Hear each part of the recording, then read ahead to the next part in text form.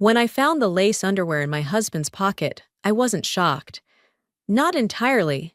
7 years of marriage, and clues like that had become familiar, like a recurring stain on a white shirt, a strange perfume lingering around his collar, a message he deleted quickly when I entered the room. This time, it was tucked in the pocket of the dress pants he wore over the weekend. Thin red lace, not mine, not something I'd ever choose. My husband walked into the laundry room. His eyes brushed past me, past the underwear, and landed on the shelf behind me. No excuses, no panicked blinking. Instead, he raised an eyebrow, a small, confident gesture. He reached for the plastic vase on the shelf. "Go ahead and smash it," he said, voice calm, almost cheerful, like he was inviting me into a game we'd played before. He handed me the vase without hesitation. Completely natural. I looked at it. My mind flipped through the past. Those times I screamed, threw glasses at the wall, let the sound of shattering drown out the fire in my chest. The times I cried and yelled, only to see him stand there, still, waiting for me to burn out. But this time, I didn't feel the fire. I just stood there, holding the underwear, eyes slowly scanning the room. That's when I realized. Everything fragile in this house, the glass cups, the porcelain bowls, the little trinkets I once adored, was gone, replaced with plastic, stainless steel, things that couldn't break. My husband had prepared. He had predicted my anger, every scream, every throw. He had turned this house into an unbreakable fortress, just like the way he viewed our marriage. Something solid, something indestructible. But this time, I calmly placed the vase back on the shelf. I said, voice light like morning air, "Let's get a divorce." When he heard those 3 words, Michael froze, just for a moment. Then he let out a laugh, short and dry, completely joyless. "Oh yeah? You got tired of the drama, so now you're trying a new trick?" He tilted his head, his eyes glinting with confidence, like he could see straight through me. "Who put that idea in your head?" "Your best friend?" He stood there, hands in his pockets, so relaxed it made me want to crush the vase in my hand. He was so sure I would never leave. 7 years, through every affair, every time I screamed, every time I forgave. He'd gotten used to me staying. Even now, with the word divorce out of my mouth, he didn't believe it. Not even for a second. When I stayed silent, Michael rubbed his temple, a lazy, almost bored gesture. He stood up, walked over to the corner of the living room, grabbed a cigarette from the pack on the coffee table, and lit it. The flame from the lighter flickered briefly.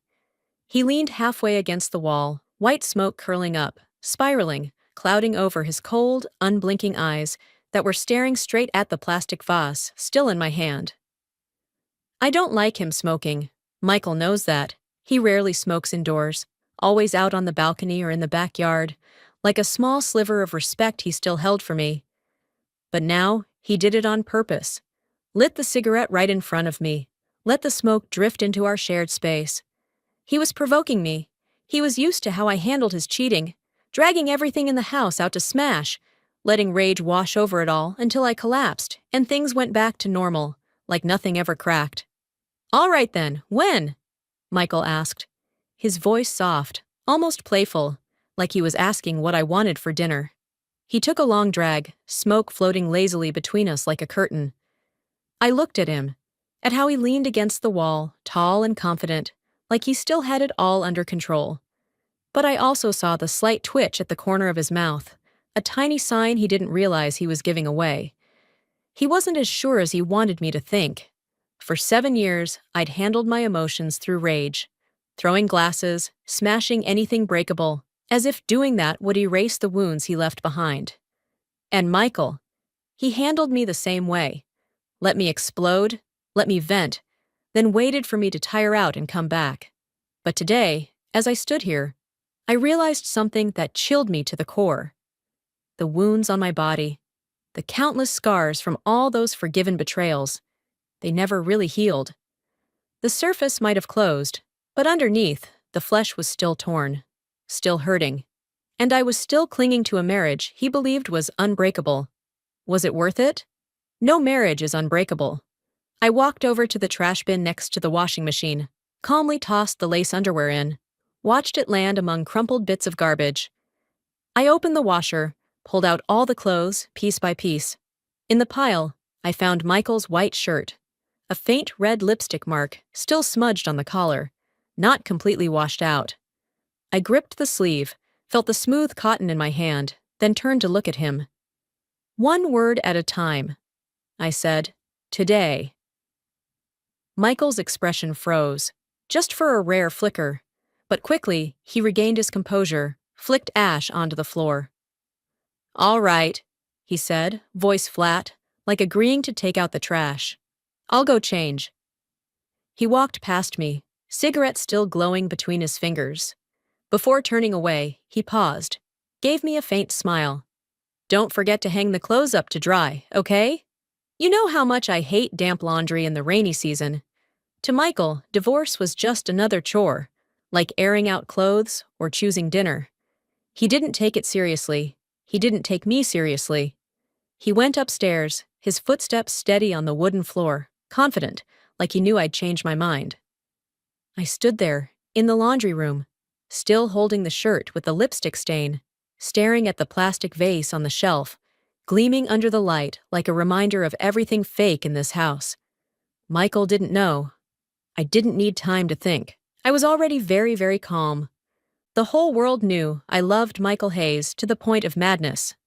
Ever since I was little, I'd play house and cry my heart out demanding to be his one and only bride. I'd run to the grown-ups, screaming and throwing a fit, forcing them to stand in as fake officiants, tears streaming down my cheeks while my smile lit up the room. As I grew older, I became the most possessive girl by Michael's side, monitoring every love letter he got, tearing open each envelope, reading every line, crossing out words of affection from other girls like they were threats to me. Then one time, Michael liked a girl. I still remember the look in his eyes when he talked about her. But because I existed, she turned down his confession. I saw him standing at the edge of the park, watching her link arms with another guy, his face weighed down with a deep sadness I had never seen before. For the first time, he was furious with me, his voice cold like a blade. "Lauren, you make me sick!" he shouted, eyes blazing with anger. "Can you just leave me alone?"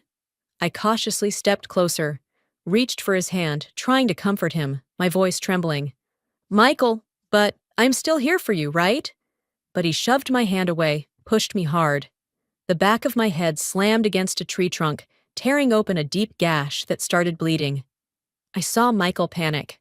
For the first time in my life, his eyes shook when he looked at me. "Lauren, are you okay?" "Does it hurt?" he asked, voice breaking, his hand hovering over my shoulder, but afraid to grip it. I gave him a toothy smile, reached behind my head, brought my hand forward. It was covered in bright red blood. "Still," I said weakly. "Michael, don't worry, I'm fine." He stared at my hand, horrified, face pale. I forced a smile, even as the dizziness kicked in. You're not sad anymore, right?" Michael froze, his hand tightening around mine, his face flashing through a storm of emotions, anger, regret, and something I couldn't name. He tried to say something, but before he could, I passed out from the blood loss. From that day on, Michael was never cold toward me again. He got used to me always being there, following him like a shadow. When the Hayes family hit rock bottom, when everyone turned their backs on them, I was the only one who stayed. I begged my parents to take out nearly $1 million, every last cent, to help Michael survive the storm. When Michael worked himself to exhaustion on a project, I stepped in, prepared the documents, wrote the pitch, stood in front of that noisy conference room filled with the smell of coffee and paperwork. Middle-aged men with big bellies smirked at me. "Miss Davis, if you want to support President Hayes, sure, why don't you pitch us 2 ideas?" I took a deep breath and presented everything, my voice shaky, but I didn't stop. Michael gripped my hand under the table, but they burst into laughter. Miss Davis is indeed the famously loyal assistant, one of them sneered. How about this? No need to present anything. Just stay for a little private discussion with us, and I'll hand this project to Mr. Hayes. How's that? Isn't it true you'll do anything for Mr. Hayes? The bald one chimed in, smirking. Michael shot up and punched the guy square in the face, stood in front of me like a goddamn shield. In that moment, I felt my heart melt into pieces. That night, Michael sat crouched in a corner of the office, face dripping with sweat, eyes exhausted but burning. He looked at me and said firmly, Lauren Davis, let's get married. His voice then was so strong. Just like now, when he stands in the living room, cigarette burning between his fingers, smoke swirling around him, convinced I'd never leave him. He thinks if he just says the word, I'd never say no. And the truth is, 7 years ago, he was absolutely right. I dragged my suitcase into my parents' house. My mother, still groggy from sleep, opened her bedroom door, her silver hair messy under the hallway light. When she saw me, her eyes widened, glittering with surprise. Lauren, it's so late. What are you doing here? I gave a faint smile, rolled the suitcase into the corner of the room, and tried to keep my voice light. Mom, aren't you happy to see me? She shook her head and stepped closer, her eyes scanning me. It's not that. Her eyes suddenly widened, voice rising as if something had clicked. Since you married Michael, you've never spent a night away from him. Remember my last birthday? I begged you to stay the night. And what did you say? You said you had to leave early to run Michael's bath. You didn't want to keep him waiting, she paused, took a breath, then continued, her voice sharper. And there was another time. I lowered my head, heat rushing to my ears. Stop! I cut in, my voice small but firm, like I needed to halt the flood of memories crashing in. Mom glared at me, jabbing a finger at my forehead in that all-too-familiar way that still startled me. Can't handle even a little now? After all the times you've done this over the years? She sighed, voice softening like she was retelling an old story. You've been clinging to Michael since you were a child. Embarrassed, I squatted down and opened my suitcase. The zipper echoed sharply through the quiet room. My mother stood there, eyes still on me, then suddenly glanced at the suitcase, and her eyes flew wide in alarm. Don't tell me! You've run away from home? I looked up and nodded, my voice flat but heavy as lead. Yeah. Michael and we're divorced. My mother froze, her mouth slightly open, like I had just dropped a bomb in the middle of the room. She said nothing, just stared at me, her eyes caught between shock and worry. I looked down, rummaging for my pajamas, trying to avoid that look, trying to pretend like saying we're divorced was just some throwaway line. She came closer and sat beside me, her voice nervous. Lauren, are you okay? I know things between you and Michael have always been complicated, but are you sure you want a divorce? I shot up, face shifting, lips pressed tight, ready to speak. But Mom hurried ahead. If something's wrong, talk it out. You're hot-headed as it is. She shook her head, her eyes filled with both scolding and hope. He loves you so much. He can't really want to divorce you. Please, think it through. She quickly reached into my robe pocket, grabbed my phone, dialed Michael's number, and held it out to me. Lauren. Don't overreact. On the other end, a tiny sound, barely audible, rippled through. The rustle of blankets, soft but sharp, like a needle piercing my ear. After 7 years with him, I knew better than anyone. I knew exactly what that sound meant. My hand lifted to take the phone, but stopped halfway, frozen. I didn't dare lift it to my ear. I didn't dare hear what was coming. Michael, probably thinking I had answered, switched to speakerphone. His voice filled the room, calm, smug, echoing in every corner. Lauren Davis, already regretting it, huh? He gave a cold laugh, sharp like a blade slicing the air. Guess I really overestimated you. Couldn't even last one night. I'm not coming home. I'm out of town on business. Call yourself a ride. The flick of a lighter snapped through, dry and piercing. I could almost picture Michael lighting a cigarette, smoke swirling, his face appearing in my mind. Confident, arrogant, eyes glittering like he'd just won a game. "Just stay home and be good," he said, like he was granting me some kind of favor. "I'll be back soon to cancel the divorce before it's too late." The call ended abruptly. The beeping tone stabbed into the silence like a final cut. He didn't wait for my reply. Didn't need to hear what I had to say. He was certain I'd crawl back, just like every other time. Beneath the soft yellow light of the living room, my mother turned around, her body suddenly trembling uncontrollably. Her shoulders shook, over and over, like she was holding back a tidal wave of emotion. I stepped forward and hugged her, whispering, "Mom, why are you this worried?" She couldn't hold it in anymore. Her voice cracked. "I'm doing all this because of you. Every time you two fight, you always end up hurting yourself. I've been so scared." She turned and hugged me tightly, each word etched into the air. "Lauren, if you really can't leave Michael, then your father and I will have to accept it. All we can do is try to find ways to help you suffer a little less. Try to be the glue holding you two together." She wiped her tears, pushed me toward the door, her voice urgent. "Enough. Don't be angry anymore. Go back. When Michael comes home, everything will be fine again." She stood in the corner of the room, half her face swallowed by shadow. I could see every tangled emotion on her face, the endurance of Michael's years of humiliation, the anger she'd buried, the heartbreak that I wouldn't wake up, and the deep love she still held for her daughter. In that moment, it all hit me. Turns out, in my obsession with Michael, the wounds weren't mine alone. The ones who loved me the most, my parents, they carried their own scars, silently hurting because of me. I was so damn foolish. For a man who didn't deserve me, I wasted years of my youth. Not just mine, but theirs too. The ones who gave up everything for me. I gripped my mother's hand tightly, our fingers laced together, cold but steady. Word by word, I said, without trembling, "Mom, I really want to divorce Michael." She looked at me, her eyes holding a flicker of doubt, like what I said was just a passing breeze, not enough to shake the faith she still had in my crazy love for him. 7 years, I had poured everything into Michael Hayes, loved him blindly, sacrificed it all. Suddenly saying I wanted a divorce. No one believed it, not even her. But she had always supported me, even if her support came wrapped in worry.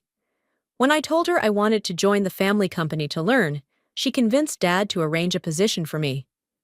They were afraid I'd act impulsively, so they only let me into the admin department, not the project teams. I accepted it, thinking everything takes time. I worked hard, quietly, and waited. 10 days flew by. Michael had returned from his business trip, but we didn't reunite in that plastic-filled house of ours. It was at my father's company. He came with his assistant to discuss a potential partnership, and I, as an admin employee, was assigned to bring coffee into the meeting room. I pushed the door open with the tray in hand. Then I saw her sitting right beside Michael, so close their shoulders touched. Jessica Moore, red lips, long flowing black hair, a crescent-shaped smile. As she spoke, she leaned in toward Michael like she wanted to crawl into his lap, her eyes sparkling with an intimacy that didn't bother hiding. That face, I couldn't forget it, no matter how many years passed. Jessica Moore, the girl who almost became Michael's girlfriend all those years ago. So it turns out, during all this time, the one by his side had been her. I calmly set the coffee down on the table, my hand steady, even though my heart felt crushed. Jessica reached for the cup, but fumbled, and the burning liquid spilled onto the back of her hand. She screamed, voice shrill, her face twisted in pain. Michael jumped to his feet, shoved my shoulder hard, his eyes cold as steel. "Lauren Davis, are you stalking me?" I clutched the other cup in my hand, the heat seeping through my fingertips. "I'm not," I replied, my voice calm but sharp like a blade. "Did you forget this is my family's company?" Michael's brows knitted together, his tone hardening. "Save the excuses! I just got back, and here you are, If that's not stalking, what is it? He stepped closer, eyes glinting with smug arrogance. I already told you, just stay home and behave. I'll be back soon to cancel the divorce. No need to pull stunts like this, looking at his entitled expression, as if he still had everything under control. I suddenly felt exhausted. I didn't want to argue anymore. I exhaled, shook my head lightly. Think what you want. I turned to leave. I couldn't stand another second of the romantic air between Michael and Jessica, but his voice snapped behind me, cold and cutting. Lauren, stop embarrassing yourself and go home. He paused, then added, dripping with mockery, I already had my assistant bring back the dirty laundry from my trip. Wash it. That's your job. That's what you're best at, in front of everyone in the meeting room. His icy eyes pinned me down, leaving no dignity behind. I stood there, feeling like I'd been stripped bare in front of a crowd. But instead of pain, what rose inside me was a cold fury. I curled my lips into a mocking smile. Michael, this is my family's company. I work here. How is that stalking? You say I'm good at laundry. Then what are you good at? Cheating? Sneaking around with assistants? Or maybe cozying up to college girls? Michael's eyes flickered with shock, like he couldn't believe I dared to say that. He pointed a finger at me, voice shaking. You... I instantly slapped his hand away, my voice razor sharp. We've already filed for divorce. Have your girlfriend do your laundry? Michael stared at me, stunned, like he was seeing a different Lauren Davis for the first time. Not the girl who used to cling to him, not the one who cried for him. His temples twitched, his eyes darkened, voice lower. Lauren, do you even realize what you're saying? I nodded, calm. I know exactly. He stiffened, standing upright, like he was waiting for me to fold, waiting for me to apologize. But as seconds passed, all he got was my resolute silence. Jessica suddenly spoke up, her voice soft, filled with faint hurt. Miss Davis, you misunderstood. Mr. Hayes and I just have a professional relationship. She tugged at my sleeve. If you're upset because of me, I'm sorry. If it would make you feel better, I'll quit. Her pitiful act made Michael explode.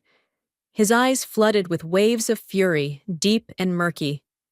He took a deep breath, stared directly at me. Lauren, after all these years, you haven't changed a bit.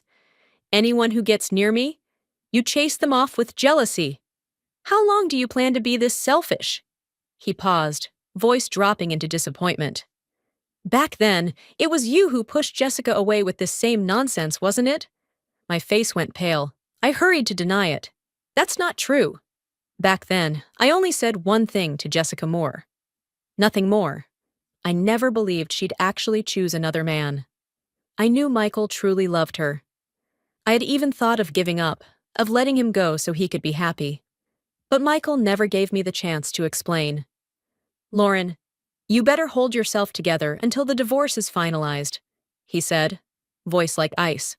Don't come crying to me at the last minute, begging to go to the lawyer's office together. He stepped closer, eyes sharp as knives. I'll be busy leading the new tech development project in Silicon Valley. I don't have time to play house with you. Without waiting for my reply, Michael turned and walked off, his footsteps loud and final. I stood frozen, ears ringing, overwhelmed by a heartbreak I'd never known before. So all these years, Michael had blamed me. Blamed me for making Jessica Moore, the woman he truly loved, leave him. Blamed me, the foolish girl who always stood in his way. But he forgot. I didn't just block his love life.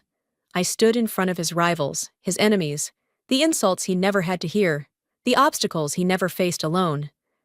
I closed my eyes, drew in a breath, feeling my heart shatter, yet no tears came.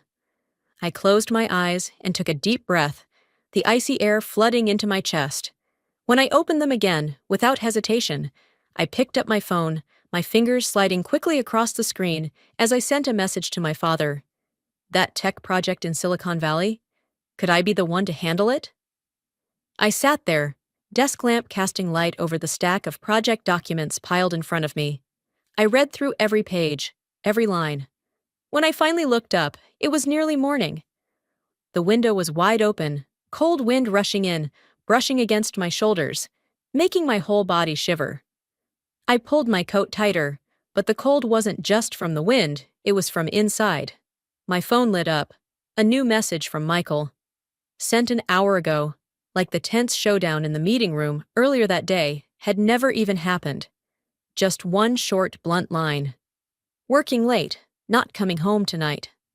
I stared at the words, a faint flicker of sarcasm in my eyes. 10 days since his business trip ended, and Michael hadn't returned to our home once. He didn't know I had moved out, didn't know my suitcase now sat in the living room at my parents' house. He didn't know, and maybe he didn't care. Then another message from him appeared. Just 3 words. It's getting cold.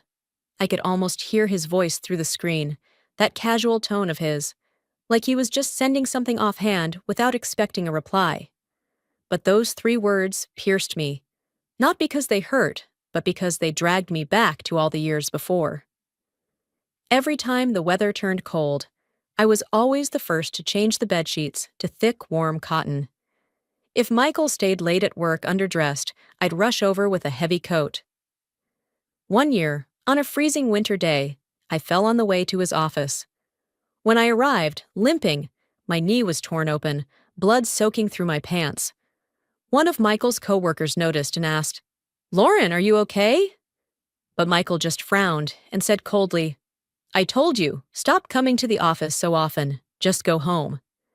Back then, I foolishly thought he was worried about me, concerned that it was late and cold, and that a girl out alone might be in danger. I smiled, nodded, and quietly left, even though my legs shook with pain at every step. But now, thinking back, I finally understood. He wasn't worried about me. He just wanted to protect the last bit of space that was his, a place I was never allowed to enter. My phone chimed again, sharp and brief. Michael had sent a single question mark. I tried to recall what he was wearing today when I saw him in the meeting room. A t-shirt? Long sleeves? A blazer? In my mind, his figure was just a dark, blurry mass, like an ink-smudged painting. No matter how hard I tried, I couldn't remember.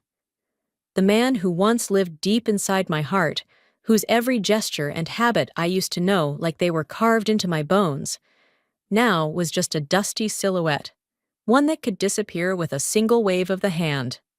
Turns out, letting go of a bad habit isn't as hard as I once thought. I kept scrolling through my phone. A new post from Jessica Moore popped up on her profile. I'd added her as a friend years ago, a naive move that had now become her favorite way to flaunt things in front of me. Cold snap out of nowhere. So grateful our thoughtful boss treated the whole team to hot coffee, followed by a photo of a steaming coffee cup and a thick folded jacket placed neatly next to it. In the comments, a college friend of hers had written, "Jessica, are you sure he bought coffee for the whole team? Or was it just for one person and the rest were a cover?" I stared at the jacket in the picture, and my heart clenched. It was from a brand Michael loved, a matching couples set, the women's version in light pink, the men's in dark gray. Jessica was wearing the pink one, and Michael had to be the one with the gray. Calmly, I tapped the screen and blocked Jessica from my friend list. My finger slid across the glass, smooth and final. But right after that, my phone vibrated. A call from an unknown number. A hurried delivery man's voice came through. "Miss Davis? You're not home?" I knocked, but no one answered. "I've got a package here ordered by Mr. Hayes. A pink windbreaker that requires your signature." I froze, my hand still on the phone. A pink jacket. Wasn't that the exact same one Jessica just posted on social media? Michael, what was he trying to do? My brows furrowed. I hesitated for just a split second, then said, "I don't live there anymore." "I can't sign. Return it." The delivery man went quiet, then hung up. Half an hour later, my phone buzzed again. It was Michael. His voice was low, laced with barely contained anger, almost through gritted teeth. "Lauren, what the hell are you trying to pull? I've been away on business for days, working nonstop, and I come home to an empty house. Do you know how that feels? Tell me, what do you want me to do?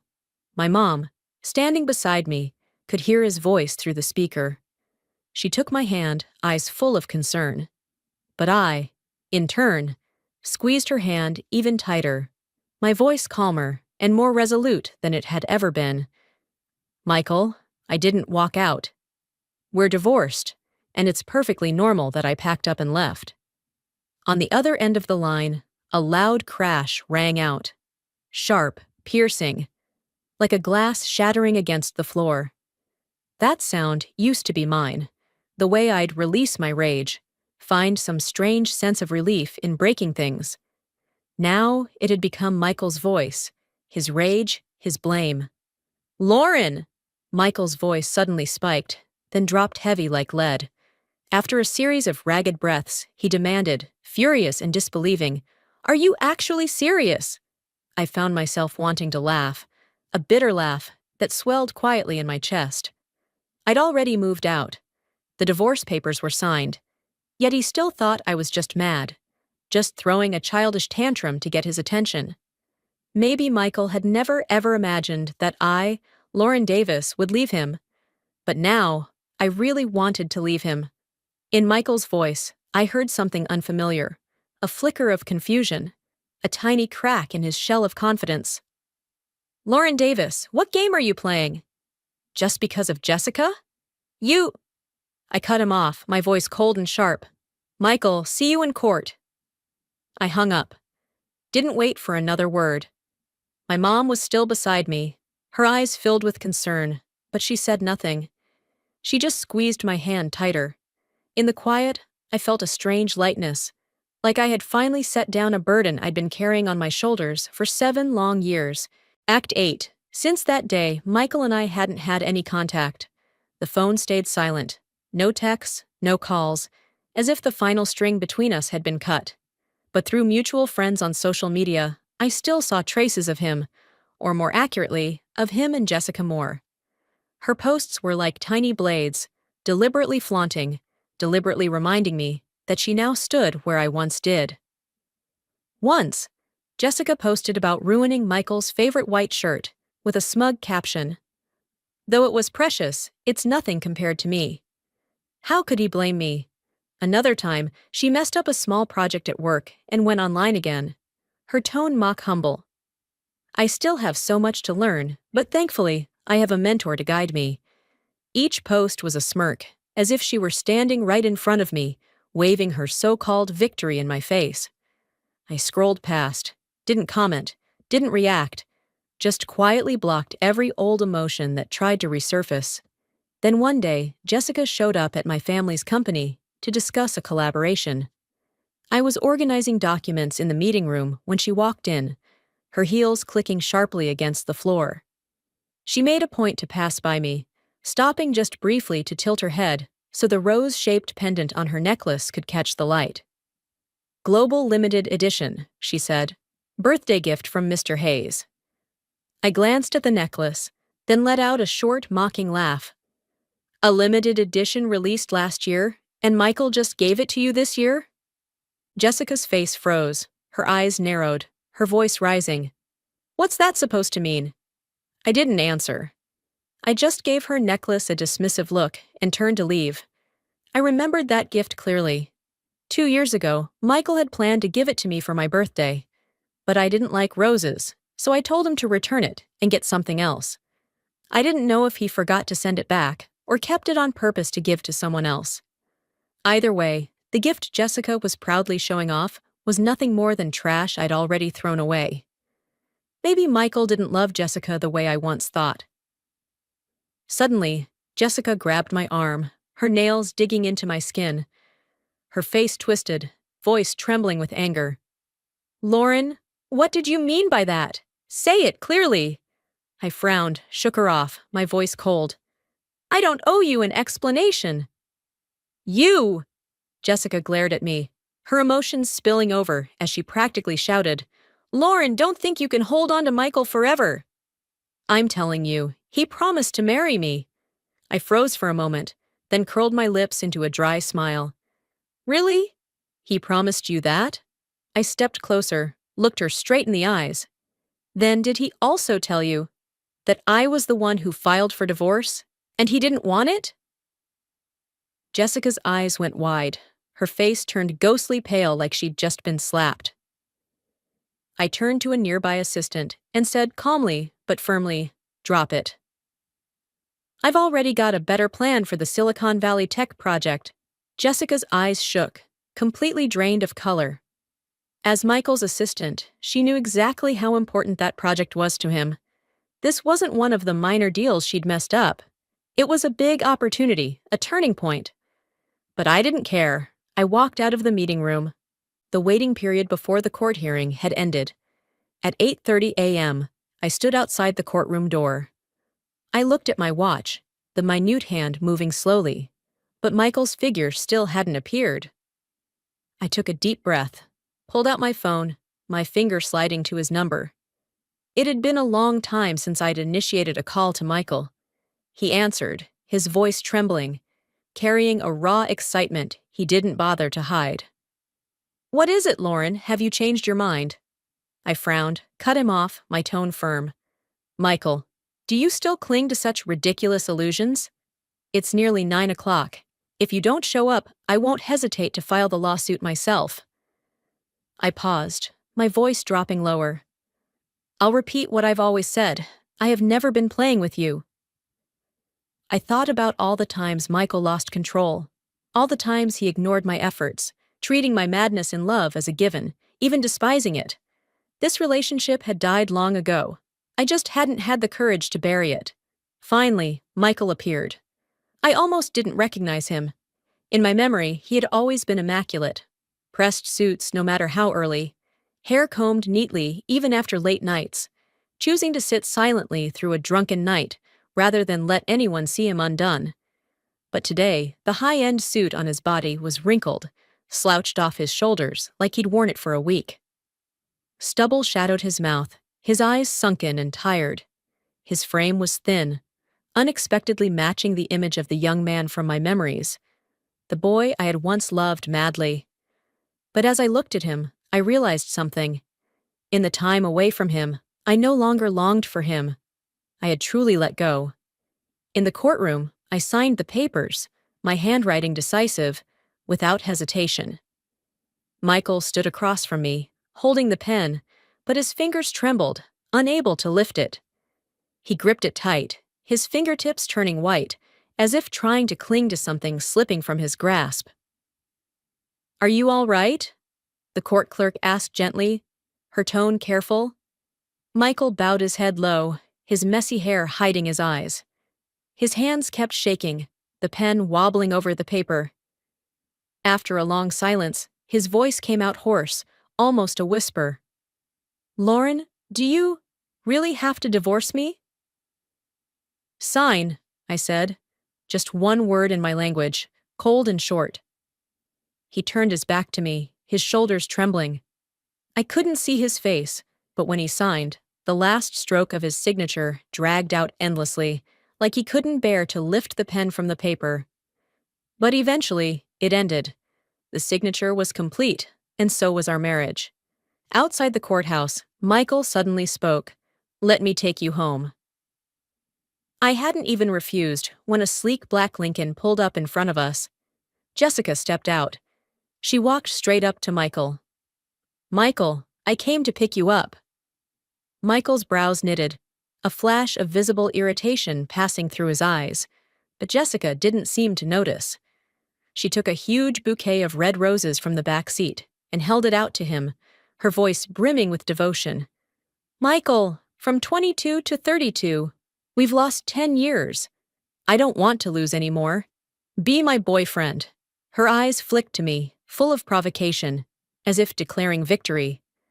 I looked down at my phone, checking my rideshare app. The driver was still 5 minutes away. I stood there calmly, silently watching the confession unfold in front of me. Michael's face grew darker by the second. He didn't answer, his hand clenching the bouquet, but not taking it. Jessica began to panic, stepped closer, tried to force the flowers into his hand, her voice shaking. "Michael!" My car arrived, stopping at the curb. Before getting in, I turned to Michael. "Congratulations!" His face instantly went black, his eyes blazing with rage he couldn't control. "Lauren!" he called, his voice tight, like he was trying to hold me back. I closed the car door, the sound cutting off every word he might say. Through the window, I saw Michael running a few steps after the car. Jessica, trying to follow, was accidentally shoved aside by him, her bouquet scattering across the sidewalk. He didn't stop, didn't look back at her. He only kept his eyes locked on me. But the car was already moving, and Michael stopped, standing frozen in the street. His figure looked lonely, cold under the pale sunlight. He watched my car for a long, long time, as if waiting for me to turn back. But he didn't know, and would never know, that I truly no longer wanted to look back. The next time I heard about Michael was when he came to my father's company to bid on the Silicon Valley tech project. The moment I walked in, our eyes met. Michael shot up from his chair, his deep black eyes flashing with barely concealed excitement, like he had just found something long lost. I simply nodded, calm, distant, a purely professional greeting. A flicker of disappointment crossed his face, so brief almost no one would notice. Throughout the meeting, I maintained a professional demeanor, presenting each point in the plan with an even, emotionless tone. But Michael's eyes never left me, dark, intense, as if filled with 1,000 words, just waiting for a crack to spill through. The meeting ended, and once again, we declined to work with Michael. He stood up quickly, voice rushed. "Lauren, I want to talk to you." I paused, turned, and motioned for a colleague to close the conference room door. The door shut, leaving just the two of us in silence. "Whatever you want to say it here," I said coldly, my eyes unwavering. Michael stood stiff, his face shifting through countless emotions, hesitation, conflict, as if he were fighting with himself. I started to lose patience, arms crossed in front of my chest. "Mr. Hayes, I don't have time to waste here with you." As I turned to leave, Michael suddenly grabbed my wrist, the grip strong enough to make me stop. His voice was low, hoarse. "Lauren, I let Jessica go." I stood still, watching him, waiting. He continued, voice trembling. "I hired her as my assistant because she was struggling financially at the time. I was just helping out, because of the past, nothing more. About the project, I know it was her fault, on her behalf. I want to apologize to you." I couldn't help but laugh, a short, bitter laugh. "Mr. Hayes," I said, emphasizing each word, "you said there was nothing between you two." "Then what gives you the right to apologize on her behalf?" Michael froze, his eyes reddening like he'd just been slapped. I tried to shake his hand off, but he tightened his grip. His fingers trembled, his gaze filled with regret, guilt, and a silent plea. His voice dropped to a whisper, as if afraid to shatter something fragile. "Lauren, I regret it." That day, Michael made me a lot of promises. He said he wouldn't cheat again, not with any woman. He said he would focus on our family, love me with all his heart, the way I once loved him, wildly and without conditions. A few months ago, maybe I would have softened. Maybe I would have believed him, forgiven him, fallen right back into the spiral of empty promises. But after being away from Michael, I realized just how vast the world really was. I didn't need to trap myself in the small cage of one man. I could pursue a smoother path, a wider life, where I could finally be myself, not someone's shadow. I turned Michael down. I looked him straight in the eye, my voice steady. "Michael, only without you have I found who I really am. What is it you truly want? Me?